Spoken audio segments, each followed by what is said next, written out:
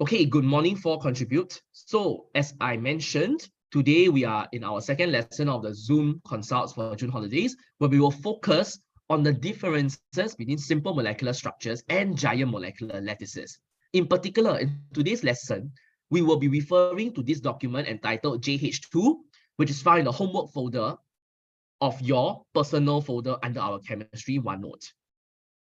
And the key thing here today is we are not just going to teach covalent bonding from scratch. Instead, we are going to be focusing on some interesting molecules and looking at the differences between these molecule structures. So at the end of today, you must be able to do a few things. Number one, you must be familiar with what allotropes are. Okay, you have learned this word last year under diamond and graphite. You have learned that diamond and graphite are allotropes of carbon. So what are allotropes? Today, you'll be looking at allotropes of carbon. You are also looking at allotropes of phosphorus. All right. So based on the structure given to you, can you work out the physical properties and predict the physical properties of these allotropes? All right. And that brings me to the second point. Predict and explain physical properties.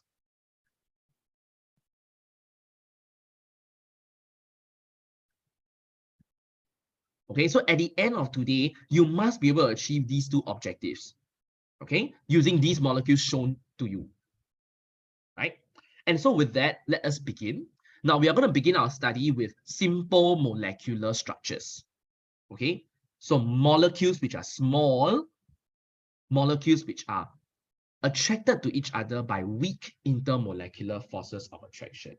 So let's begin. So what is simple molecular structure? Now, simple molecular structure means you have small, discrete molecules. Small, you probably understand. Okay, but how small is small? Is 4 atoms small? Yes. Is 8 atoms small? Yes. But as we will see today, 60 atoms is still small because the next keyword is discrete.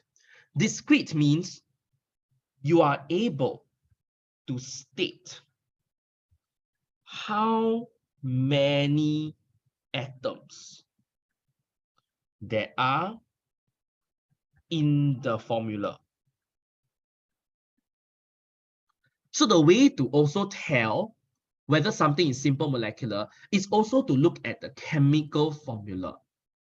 The fact that you can say it's P4 means you can state how many atoms, 4, right? S8, 8 atoms. C60, 60 atoms.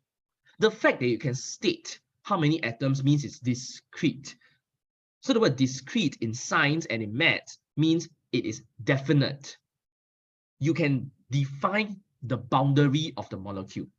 And this is something you cannot do for giant molecular later on. You cannot say how many carbon atoms there are in graphite. It's not possible. That's why we always just write C. Not because there's only one carbon atom, but because in graphite, we cannot state how many carbon atoms there are exactly in the formula. Because the carbon atoms are covalently bonded to each other on and on and on and on and on and on and on. Okay? Can? Now, these are small discrete molecules and they are held or attracted together by weak intermolecular forces of attraction. So this applies to all chemical substances with a simple molecular structure. They will have weak intermolecular forces of attraction. Okay, so if we were to look at something like white phosphorus, P4, immediately you know, okay, phosphorus is a non-metal. Non-metal, definitely this is covalent bonding, sharing of valence electrons, right? The fact that you can say it's P4 and it's drawn like this means it's a small discrete molecule. So it's simple molecular, definitely. Okay, now, so this is a molecule of P4, one molecule of P4. Now, inside the molecule, inside the molecule, these are the strong covalent bonds. In this case, phosphorus covalent bond. And this is inside the molecule. Inside. So where do the weak intermolecular forces come from? The weak intermolecular forces come from if you have more than one molecule, which you do. So this is P4. If let's say you have 2, 3, 4 molecules of P4, they are attracted to each other by the weak intermolecular forces of attraction.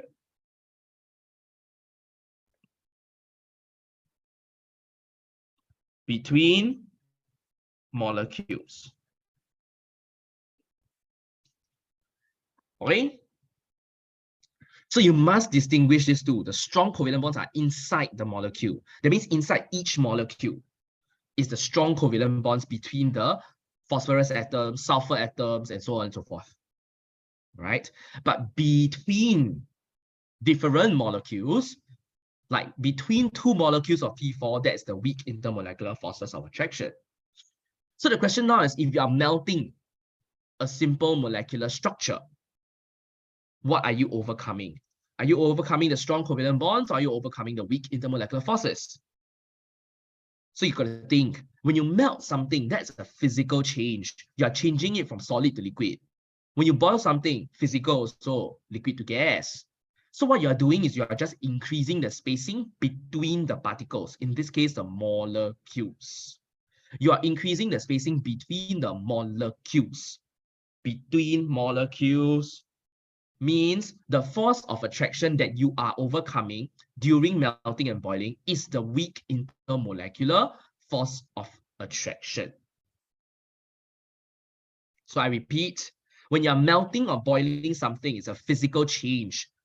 You are just increasing the spacing between the particles. And what are these particles? Molecules. So between the molecules, what is the force? Is the weak intermolecular force of attraction. Therefore, the first physical property is that all simple molecular structures will have a low melting and boiling point. And this is because there are weak intermolecular forces of attraction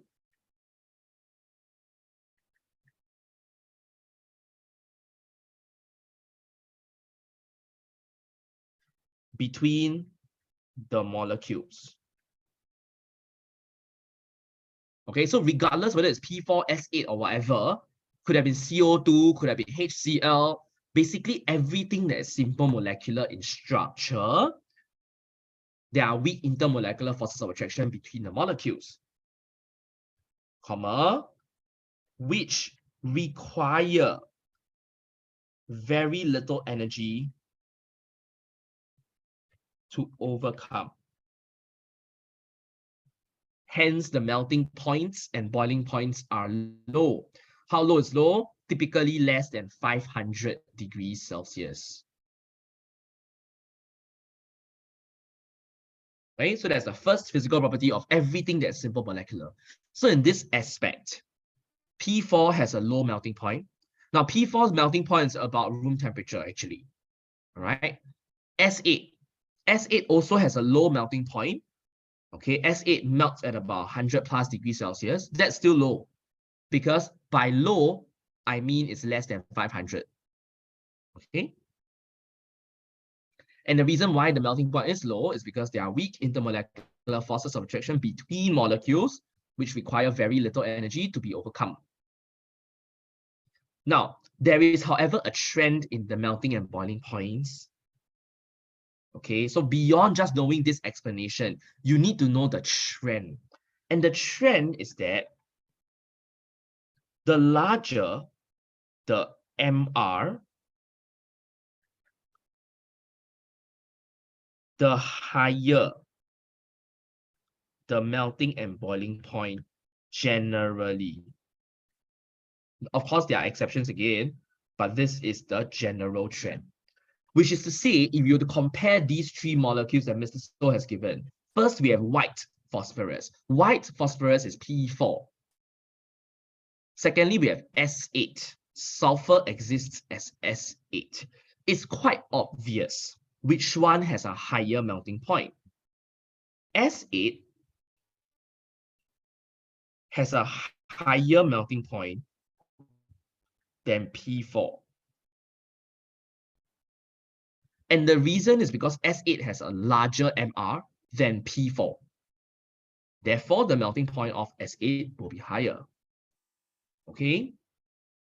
Now, this you have also learned in organic chemistry. You have learned that, oh, the larger the number of carbon atoms in an alkane, the higher the melting point. It's the same logic. Because when you have more carbon atoms, the molecular mass is larger. Therefore, the melting point is higher. And this is because the larger the MR, the more extensive the weak intermolecular forces of attraction between molecules will be. If the forces are more extensive, they require more energy in comparison to be overcome. Okay? So based on this trend, I'm sure you can work out the last molecule, buckminsterfullerene, C60. C60 definitely has a larger MR than P4 or S8, right? So C60 has a higher melting point than P4 or S8. So buckminsterfullerene has a higher melting point than white phosphorus or sulfur. But most students are quite easily confused when they see buckminsterfullerene because they think that it's not simple molecular.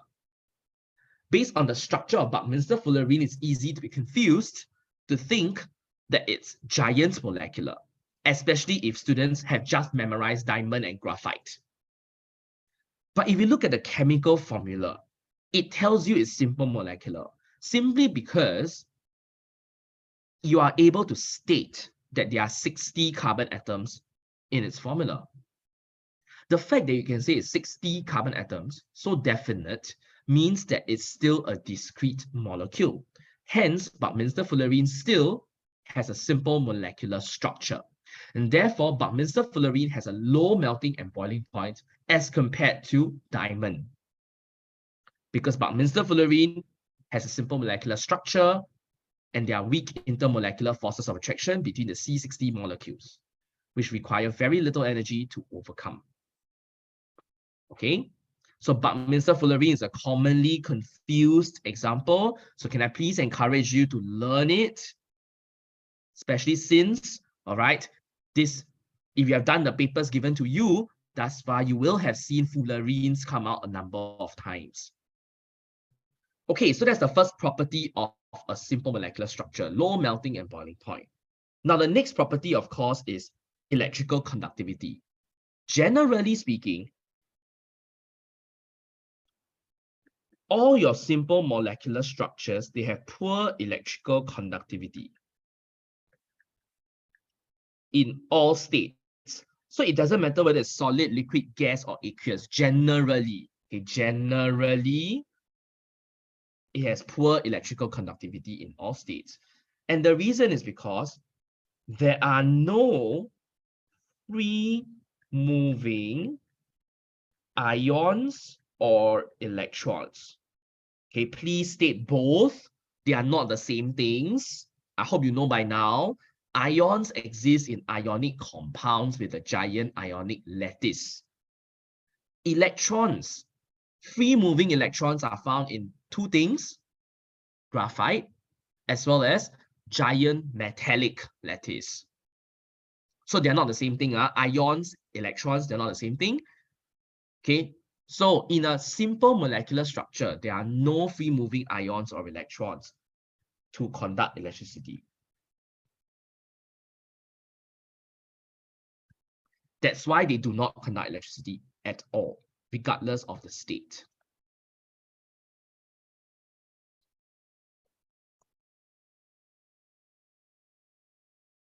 Okay, like I said, it's generally, there are exceptions. So what are the exceptions? Okay, Now, the exceptions actually you have learned before, but you have not really thought about it.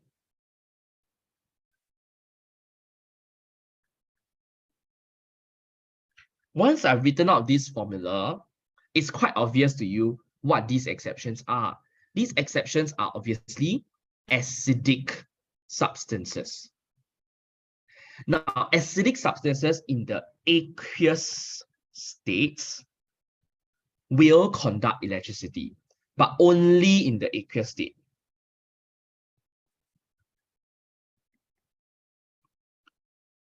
Why is it that in the aqueous state, these three substances will conduct electricity? So you think back to acids, HCl, hydrochloric acid, HNO3, nitric acid, H2SO4, sulfuric acid. They are all acids. In the aqueous state, these acids dissociate and ionize to form or to produce H plus ions in aqueous solution or when dissolved in water. And of course, these H plus ions are free to move.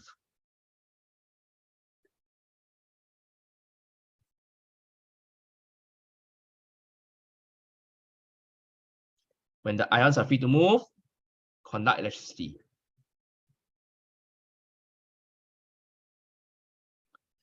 Then you must be wondering, oh, are these the three exceptions only? Obviously not. There are so many acids, right? These are just the three most common.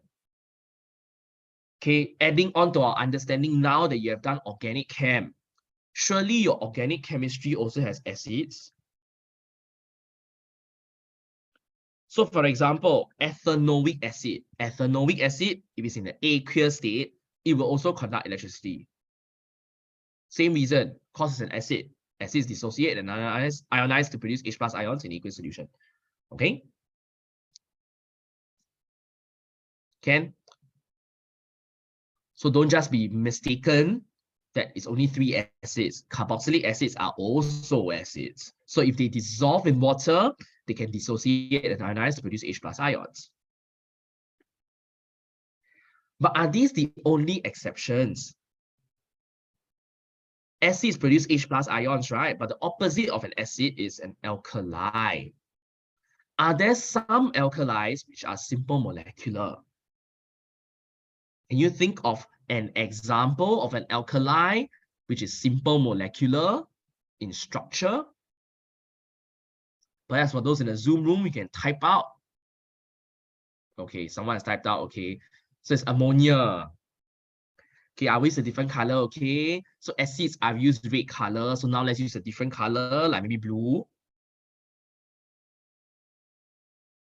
Now, ammonia, NH3, is an alkali. You know that because ammonia gas, the test for ammonia gas is that ammonia gas turns moist red litmus paper blue, right?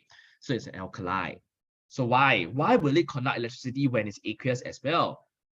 Similar reason, ammonia is an alkali, right? So alkalis dissociate and ionize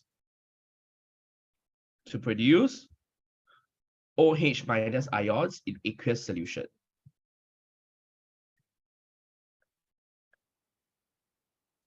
Okay, and of course, OH minus ions are free to move to conduct electricity.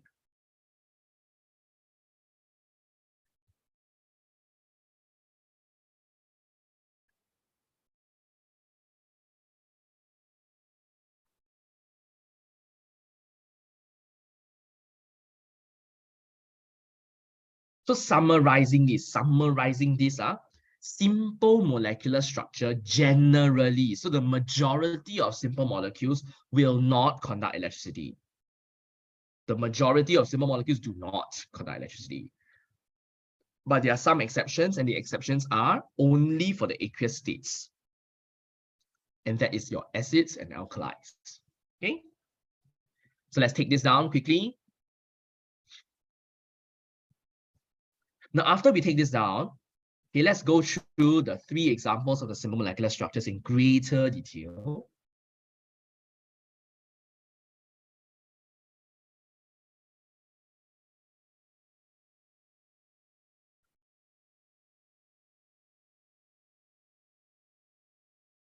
Okay, once you have finished taking down everything that's on the screen, can you please give me a thumbs up so that I can move on?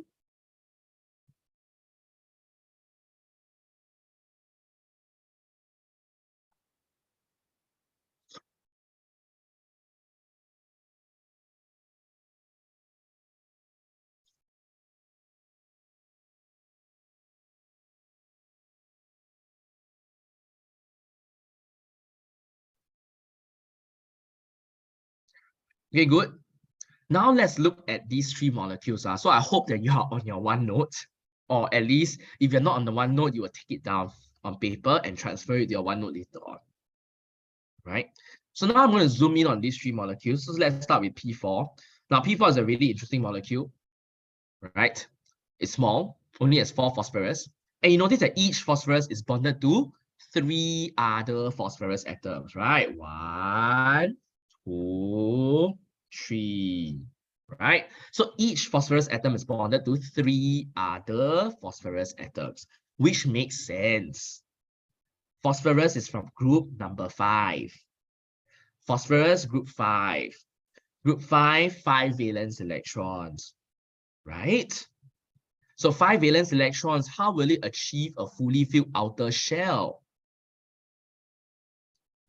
It needs to share 3 valence electrons. Okay? So group 5, 5 valence electrons, it will share 3 valence electrons to form 3 bonds. And that's the reason why each phosphorus bonds to 3 other phosphorus atoms. Then you must be wondering, but nitrogen doesn't do that. Nitrogen is from group 5, but nitrogen forms 3 bonds by forming a triple bond. That's why you have N2. It's a diatomic molecule with an NN triple bond. However, phosphorus doesn't form P2. At least that's not a stable, the most stable form of phosphorus. Phosphorus prefers to form P4 with 3 single bonds with 3 other phosphorus atoms. And this is a pattern that you will see across most of the groups. As you go down the group, typically, the tendency to form double bonds and triple bonds decreases. So I repeat, as you go down the group, the tendency to form double and triple bonds decreases. Okay, so this one you will learn later on if you do more chemistry, but generally that's the case. So phosphorus doesn't really want to form a double bond or triple bond. It prefers to form single bonds with other phosphorus atoms. That's why you have 3 phosphorus atoms bonded to the 1 phosphorus atom. Okay, now, as I mentioned, phosphorus is from group 5. Group 5 has 5 valence electrons. It has shared 3 valence electrons, right? Which is to say that on every single phosphorus, you will have 2 electrons left, which are not involved in covalent bonding. So I've basically drawn out the 2 electrons which are not involved in covalent bonding on each phosphorus atom. And this is the main reason why P4, while it's stable form of phosphorus, it's quite reactive chemically. So white phosphorus is commonly used in explosives, gunpowder, anything that needs fire. Because white phosphorus, once it starts burning, it's very difficult to put out this fire. And the main reason for this is that white phosphorus has many electrons, well, 2 electrons on each phosphorus, which are not involved in bonding in the outer shell. Okay, and these electrons can easily be donated to something else. Meaning, this thing is a very, very powerful reducing agent, potentially. Okay, so P4 is commonly used in a lot of explosives, and the reason is because it has a lone pair of valence electrons which are not involved in covalent bonding on each atom of phosphorus. Okay, so that's P4. Next, we have S8. Now, S8 is quite interesting. It's this drawn like this shape, right? So if you have been following like Disney movies, since young, you know that Disney movies always revolve around prince, princess, king, queen. So the structure of S8, the shape, looks very familiar. It looks like how you will see crowns on a king or queen, right? And that's why we call this the crown-shaped form of sulfur. Okay, so S8, okay, is crown-shaped. Now you can see that, wow, sulfur also has a lot of lone pairs, huh? Yes, so S8 is fairly reactive as well. Okay, you can just take sulfur and burn it in oxygen, it burns, and it produces SO2. Okay, so similar to P4, it's a simple molecular structure. Despite having 8 atoms, it's still simple molecular because you know that there are 8 sulfur atoms per molecule. It's discrete. Finally, buckminsterfullerene, 60 carbon atoms. Wow, so many. But it's still simple molecular because you can state clearly there are 60 atoms per molecule, which means that the molecule is still discrete. Okay? Now, buckminsterfullerene is particularly interesting because if you look at the structure of the buckminsterfullerene, it looks like something familiar to you. Okay? Don't believe? Just take a soccer ball. A soccer ball has the exact same shape as a buckminsterfullerene because a soccer ball has alternating hexagons and pentagons. Next time you play soccer, you just look at the soccer ball. That is basically the shape of buckminsterfullerene, where each vertex, each point is a carbon atom. So these are carbon atoms, right? Now you notice that buckminsterfullerene has some double bonds and some single bonds, right? Again, this is quite similar, okay, to graphite. However, buckminsterfullerene does not have a giant molecular lattice. Buckminsterfullerene is simple molecular, meaning buckminsterfullerene has a low melting and boiling point. Buckminsterfullerene is not graphite. It's not diamond. It doesn't have a giant molecular lattice. Therefore, the melting point is still much lower. Okay? Diamond melts at like 3,600 degrees Celsius. Buckminsterfullerene is not going to melt at that temperature. Buckminsterfullerene will have a melting point that's lower than 500 degrees Celsius. Okay, next. Buckminsterfullerene is interesting because if you look at each carbon atom, so now let me just highlight one carbon atom for you. Look at how many other carbon atoms it's bonded to.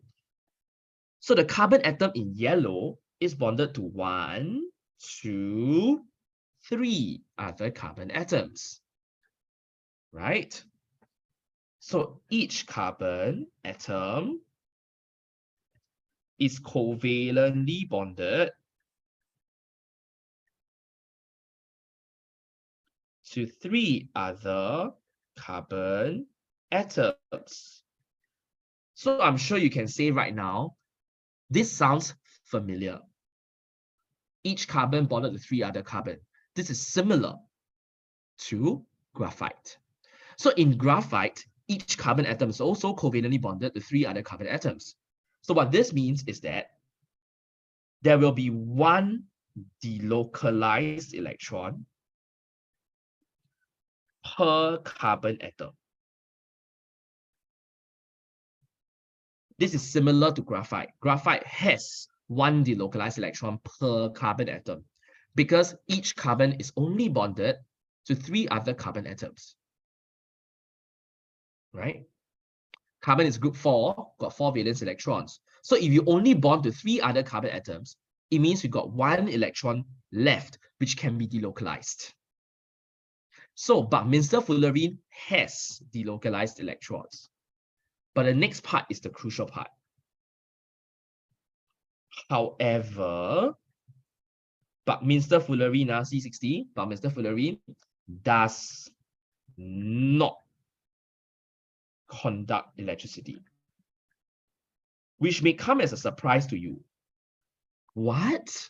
Why will buckminsterfullerene not conduct electricity? Surely it has a delocalized electron.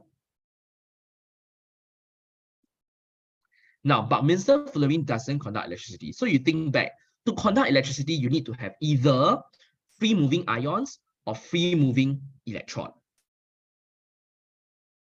All right. Okay, so someone just raised a question. So there's a double bond, right? So what happens is that you have alternating double and single bonds. So actually the electrons can be delocalized throughout the entire hexagon. Okay, and that's what causes graphite to have delocalized electrons, because the electrons can move throughout the entire layer of hexagons, right?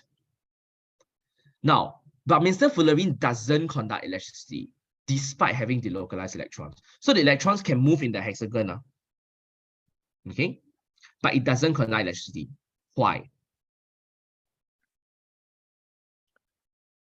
The delocalized electrons can only move within the molecule.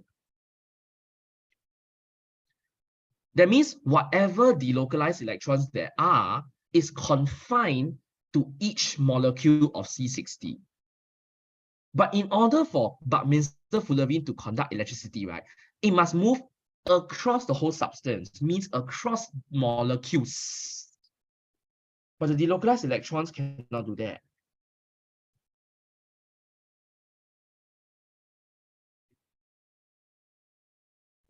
For graphite, the delocalized electrons move across the entire layer.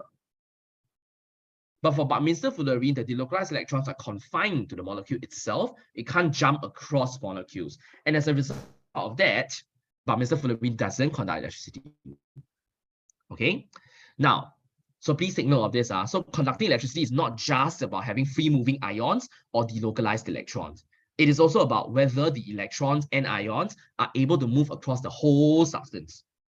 The whole substance is what? In this case, many C60 molecules. So can the electrons move and jump across different molecules? They can't. Okay?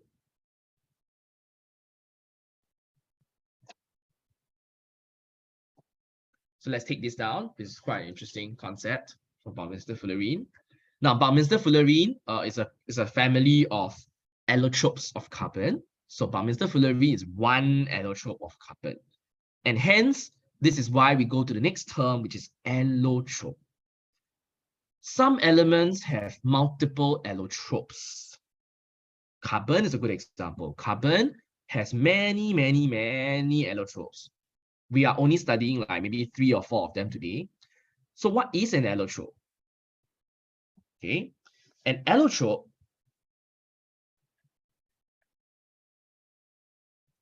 represents a unique or different structural form of an element.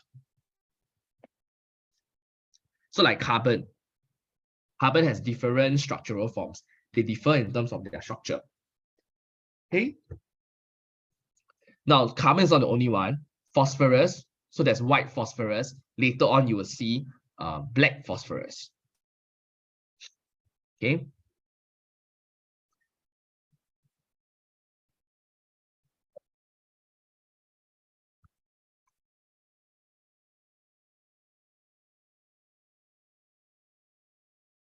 Okay.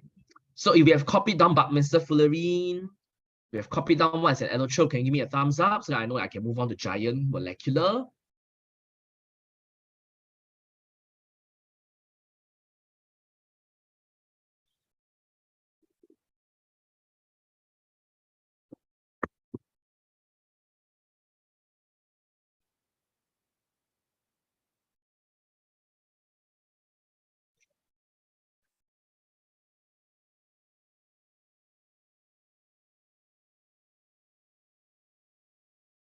Okay, how about the rest? Are we done copying?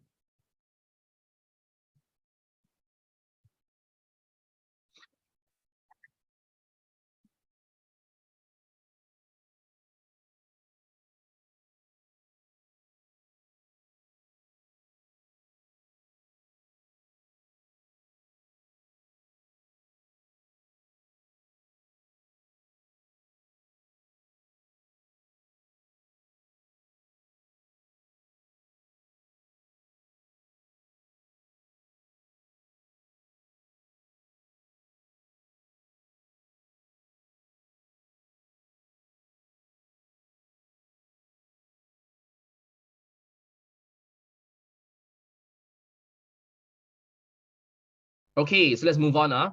So now let's move to giant molecular. Now you notice I've put ABC, diamond, graphite, and finally carbon nanotubes. This is the reason because they have slightly different properties. All right.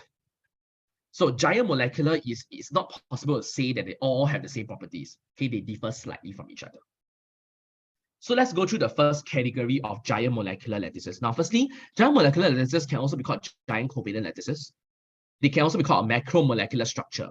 But can you please take note, this macromolecular structure is not the same as macromolecules, which we are going to use to describe polymers in our final chapter, which we have not done yet. All right. So when we say macromolecular structure, we do not mean organic polymers. We actually mean diamond, graphite, giant molecular lattice. So these three words, giant molecular, giant covalent, macromolecular, they mean the same thing. They refer to the same thing. All right. Now, the first category of giant molecular lattice that we will be studying is diamond, or those substances which have a similar structure to diamond. All right. So we have diamond, silicon, silicon carbide, cubic boron nitride, and silicon dioxide. Now, all of them have similar structures to diamond. Okay. Of course, it's not entirely the same. So I'm sure you know by now, in diamond, which is shown here, each carbon atom is covalently bonded to 4 other carbon atoms. Okay. So that's the first thing. Next thing, there's a tetrahedral arrangement of carbon atoms.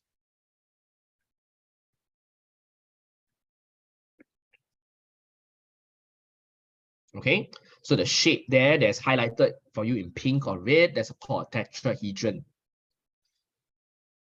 And because each carbon is bonded covalently to 4 other carbon atoms, there are no delocalized electrons in diamond. Okay, so I'm sure you are already very familiar with this. All right, so this is the main characteristic of diamond. Now, other molecules will follow something similar. So take, for example, the one next is silicon carbide, right? So what can you say about silicon carbide? Silicon carbide, each carbon is bonded to 4 silicon atoms, right? So in silicon carbide, which is the next one, okay, each carbon atom is covalently bonded to 4 silicon atoms. And similarly, if you look at silicon itself, each silicon atom is covalently bonded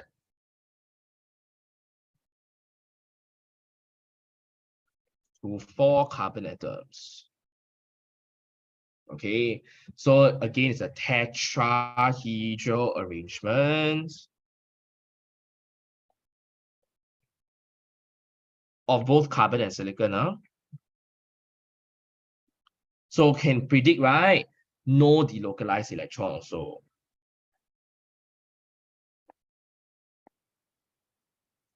So you can see silicon carbide is very similar to diamond, just that now instead of just having all carbon, you have silicon and carbon.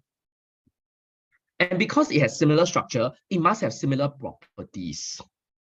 Okay. So if you look at diamond and silicon carbide, and indeed for all the rest in this category, definitely you can predict, number one, very high melting and boiling point. I use the word very high because typically the ones that have structure similar to diamond have very high melting and boiling points, even higher than your giant ionic lattice. So diamond definitely has a higher melting point than sodium chloride or magnesium chloride, because diamond has a giant molecular lattice. Typically, substances with a giant molecular lattice have the highest melting and boiling points amongst all the chemicals. Okay, and what is the reason for this? Why is there a very high melting point and boiling point? is because there are strong covalent bonds between the atoms. Okay, you need to specify which atoms are. So in diamond, it's between carbon atoms. In silicon carbide, it's between silicon and carbon atoms. So specify, please. And these are very strong covalent bonds. Hence, they require a lot of energy to overcome or to break.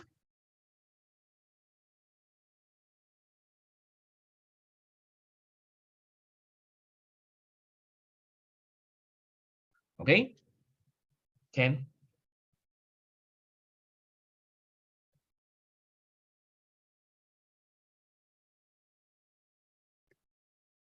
So that's the first property. All right?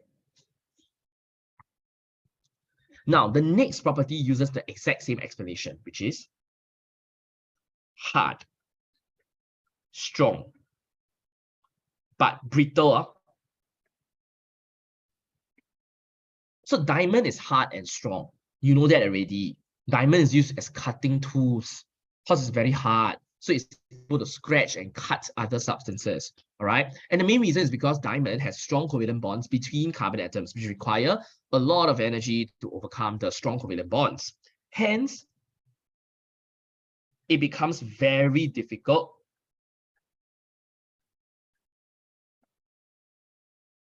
to disrupt the lattice structure. That's why it's strong. It's very difficult to let the atoms shift past each other. It's very difficult to disrupt the structure of the lattice. Okay? So the second property, which uses some very similar explanation to melting point. Okay? Now, the third property, of course, is what we just said about no delocalized electron. No delocalized electron means it is not a conductor of electricity, does not conduct electricity. So I'm sure you're familiar, diamond doesn't conduct electricity. Silicon carbide, nope, doesn't conduct electricity either, because there are no delocalized electrons or free moving ions. So please write both in your answer. Don't just write delocalized electrons. Okay, so these are the basic properties of diamond and its similar substances. So cubic boron nitride is also similar. I think the final one was silicon dioxide. Should also be similar.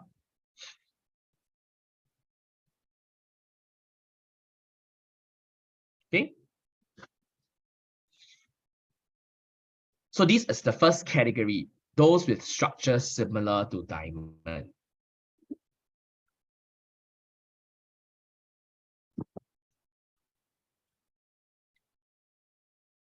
So once we are done with this category, can you please give me a thumbs up so I know you're done?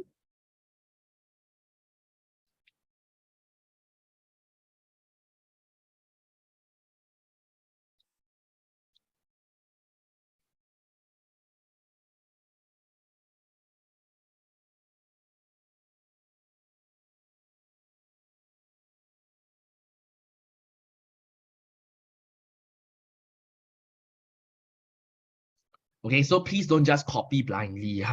Okay, so I've seen in previous classes, even when I give silicon carbide, students still write the same thing as per diamond. Each carbon is covalently bonded to 4 other carbons. That's not correct, right? Silicon carbide has silicon and carbon. So each carbon is bonded to 4 silicon atoms. Okay, so please make sure you just adapt accordingly. Don't just copy and paste from your memory without really understanding what substance you are talking about. Okay, don't just memorize things blindly. What's more important is to understand it. If you understand it, then of course you are able to work it out. Now, what's one good way to achieve understanding? The first way is to rewrite things out. As you rewrite, don't just memorize word for word, but ask yourself internally, reflect, what do these words mean? Like, what does Mr. So mean by tetrahedral?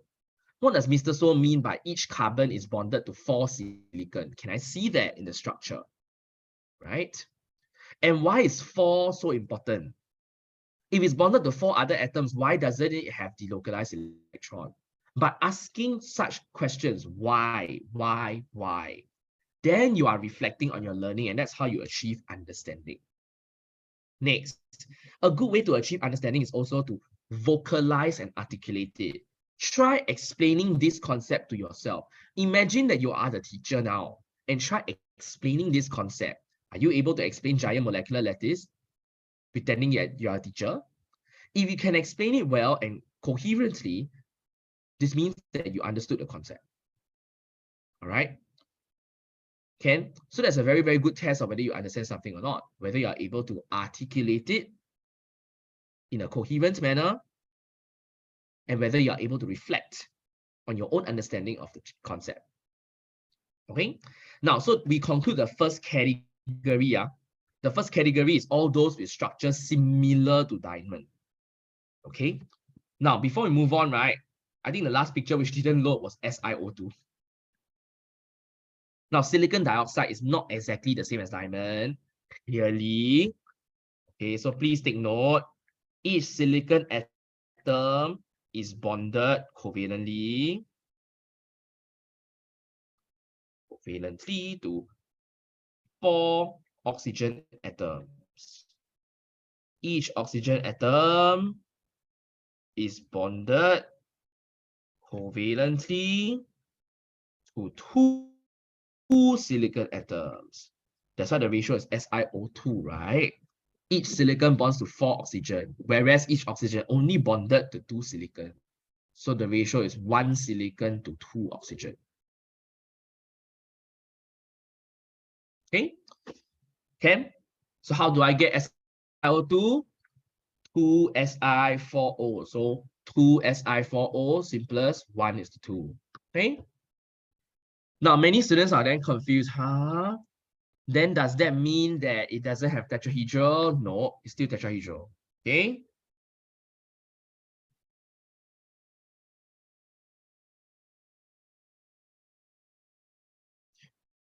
If you look around the silicon, it's tetrahedral still. Next, when I say SiO2, many students will think, oh, but then you can define how many atoms it has? No, you can't. We're just saying the ratio of silicon to oxygen is 1:2. In reality, that crystal of SiO2 could contain like billions of silicon and billions of oxygen atoms.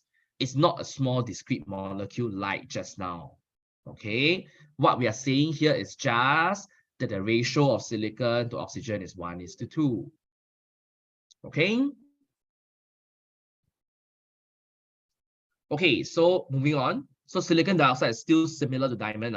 So it will have similar properties: high melting point, very hard, very strong, doesn't conduct electricity. All right. Now, silicon dioxide, by the way, is sand. Is the main chemical component of sand. S-A-N-D. Another word for sand is the mineral quartz. So quartz is made of SiO2 as well. Now, quartz crystals used to be used for making watches. Because nowadays we don't use this anymore, not so common. Okay, but in the past, expensive watches in particular were made using quartz. And quartz is mainly SiO2. It's a mineral found in your rocks. Okay, so now we move on from diamond and its associated structure. We move to graphite and its associated structure. So under this category, you can see graphite. So graphite, you're familiar. I've even written out and given you a picture, right? Okay, so don't need to copy anything much. Each carbon is joined or bonded to 3 other carbon. It's layered structure. So it's not tetrahedral, it's layered. Okay, but can we please add on? It's a flat layer of hexagonal rings of carbon atoms. Okay, so it's layers of hexagonal rings of carbon atoms. Within each layer, you have strong bonds between carbon atoms. These are not just random bonds, they are covalent bonds. Strong covalent bonds between carbon atoms in each layer. Finally, between the layers, there are weak forces of attraction.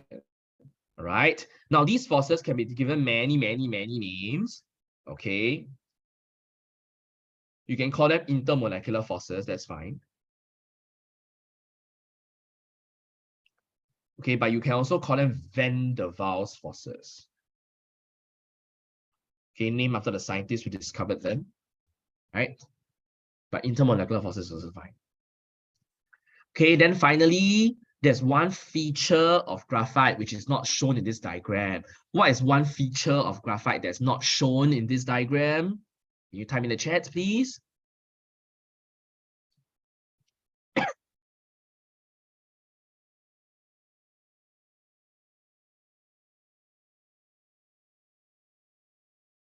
What's one feature of graphite that's not shown in this diagram? Please type in the chat. You can select type to everyone also can, it's fine. Delocalized electrons. Let's be more specific. Is delocalized electrons between the layers, right? So they are delocalized electrons. So these are the delocalized electrons. And the delocalized electrons are free to move across each layer. But this is a keyword. So they can move from left to right across the layer, but they cannot move between from one layer to another layer. Cannot. Okay. So is it still free to move throughout the entire piece of graphite? Yes. Because so long as it can move from one end to the other end is good enough. Okay. Just now, buckminsterfullerene is different. The delocalized electrons are fixed in each molecule. It cannot move from one end of the buckminsterfullerene to another end of the buckminsterfullerene because it cannot jump across different molecules. Okay. Graphite is like a piece of graphite. It can move from one end of the layer to the next end of the layer. So that's fine. Okay, so this is graphite. So I'm sure you know by now, graphite, very high melting and boiling point. But why? So you got to think, when you melt graphite, what are you doing? Are you just making the layers move further away from each other? Or are you making the atoms move further away from each other? And the answer is when you melt graphite, you need to let the atoms move freely. The atoms must increase spacing, move freely to form a liquid, right? So just by overcoming the forces between layers, it's not enough. To melt graphite, the atoms themselves must move freely, must be free to slide past each other, not just the layers, but the atoms themselves. The individual ... atoms that you see there. So you need to overcome the strong covalent bonds.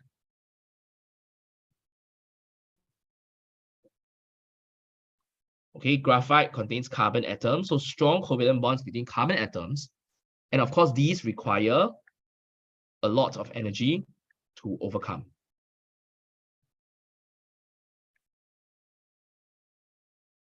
And that's why the melting point is very hard.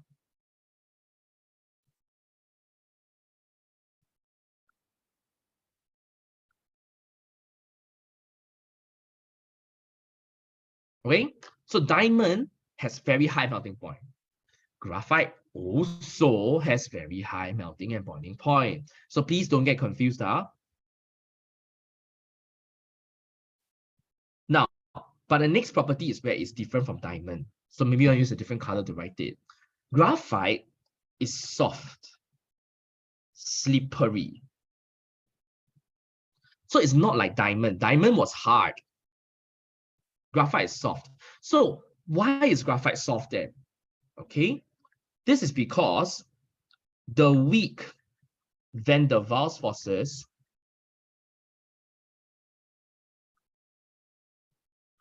between the layers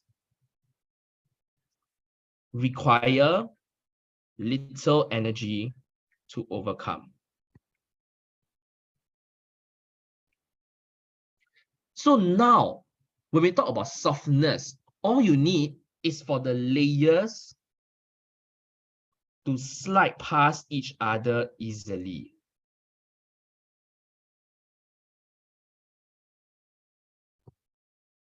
So this is a different concept from melting, right?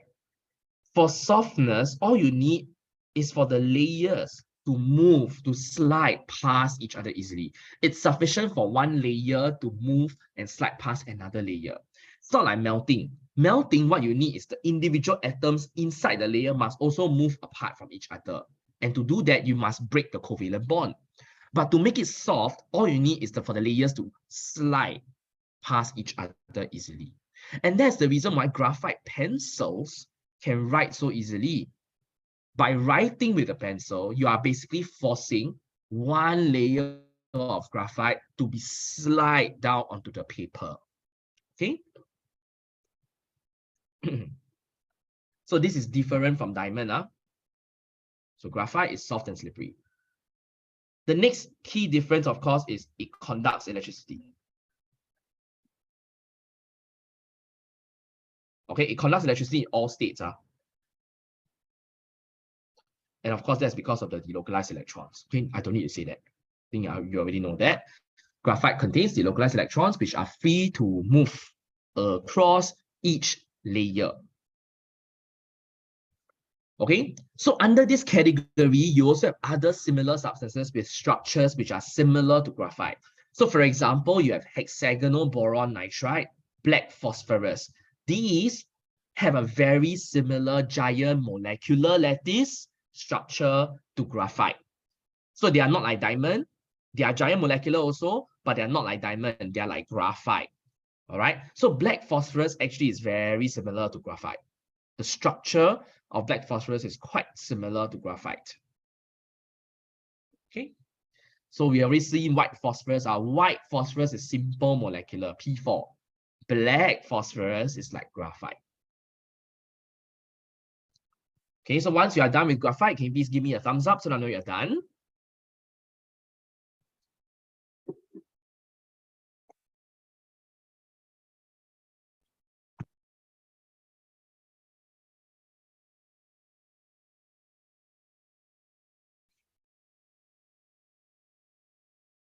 The rest, I will need to know whether you are done also. I've only seen 6 people. Give me a thumbs up just now.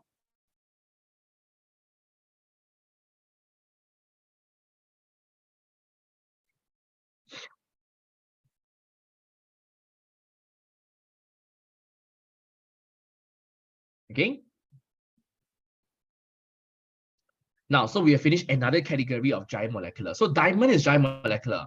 Graphite is also giant molecular. However, there are differences between them.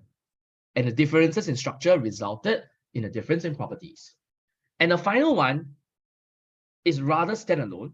It's also giant molecular, but these are your carbon nanotubes and graphene. Now, the way to imagine graphene, firstly, let's look at graphene. The way to imagine graphene is like a single layer graphite. And that's what graphene is. Graphene basically is a single layer in graphite. Graphite has many, many layers. Graphene only has that one single layer. That is graphene. All right? Okay? And so, graphene only has one layer. And if you roll up this single layer into a tube, it's like rolling up a sheet of paper into a cylindrical tube. That is called a single wall carbon nanotube. All right? Ken? So what are properties of these things? I'm sure you can predict. First, like all other giant molecular substances, they have very high melting and boiling point. Same explanation as diamond and graphite. So graphene sheets have very high melting points. Single wall nanotubes have very high melting points. Now, the next one is perhaps what you need to think through. Graphite is soft and slippery because the layers plural layers can slide past each other easily because they are weak van der Waals forces of attraction between the layers. But if you look at graphene and listen to what I said just now, graphene is a single layer. This means there are no layers. It's just one layer. So for graphene and for the nanotubes, they only have one layer, you know. They won't be able to slide past each other easily. Yeah?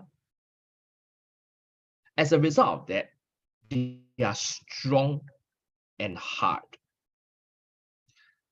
So graphene, the single layer of graphene, as well as the single wall carbon nanotubes are strong and hard. Okay, so please ignore the multi-wall at the bottom first. Okay, think about the single wall first. The single wall is strong and hard. And the next important thing is they conduct electricity. Remember, they came from a single layer in graphite. Therefore, each carbon atom is only bonded to 3 other carbon atoms. So there are delocalized electrons, which are free to move across the layer or within the nanotube. Okay, and that's the reason why nanotubes are commonly used in electrical devices because they conduct electricity. Okay.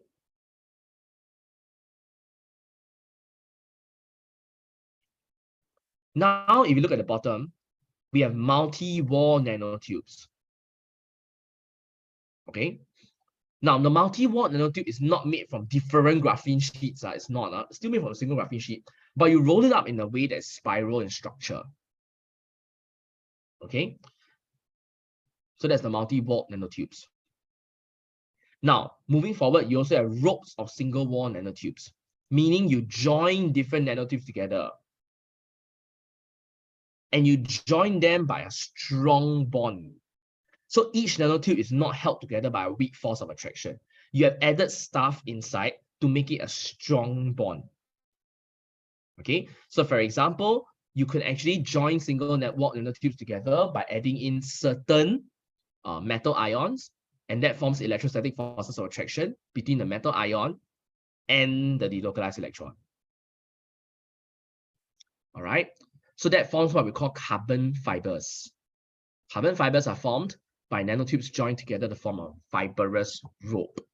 And that is what is used to make aeroplanes nowadays. A major challenge in designing aeroplanes is to ensure that they are fuel efficient. Fuel efficient means they can travel a longer distance using less fuel, because fuel is expensive. But the fuel efficiency of an aeroplane depends very much on the weight of the aeroplane. And the weight of an aeroplane depends on its mass, right? So how can I design my aeroplane to be strong and hard, but yet be very light in terms of mass? The way is to use nanotubes, all right? So if you look at aeroplanes nowadays like A350, Airbus A350, Boeing 787, Dreamliner. It's called a Dreamliner, by the way. It's because it's the first aeroplane that uses composite materials, meaning carbon nanotubes, to make the aeroplane. Okay, so all your modern aeroplanes are made using some form of carbon nanotubes. All right, and that's a major breakthrough that allows them to be much more fuel efficient than the older aeroplanes. Older aeroplanes had to use metals and alloys to make the aeroplane body. And metals, generally speaking, have a larger mass than the carbon nanotubes. Right? Okay, so that's a brief consolidation of all the simple molecular structure and the difference between simple molecular and giant molecular lattice. Under giant molecular lattice, we have seen basically 3 different types. Those that are similar to diamond, those that are similar to graphite, and those which are more peculiar, like your carbon nanotubes. Now, you must be able to deduce the properties and explain the properties in terms of the bonding and structure, which is what we have done today. Okay, now it's not just about memorizing. Like I said, it's important to understand and reflect on the concept. What does it mean to melt diamond? What does it mean to melt graphite? What does it mean for graphite to be soft and slippery? Right? So don't just memorize the words, ensure that you understand the concept, ensure that you can visualize it and articulate it out. All right? And that brings us to the end of the consultation. Now, tomorrow, there's one session. Tomorrow, we are going to go through acids and bases. So hope to see you tomorrow as well. All right, so let me just stop the recording now. Thank you.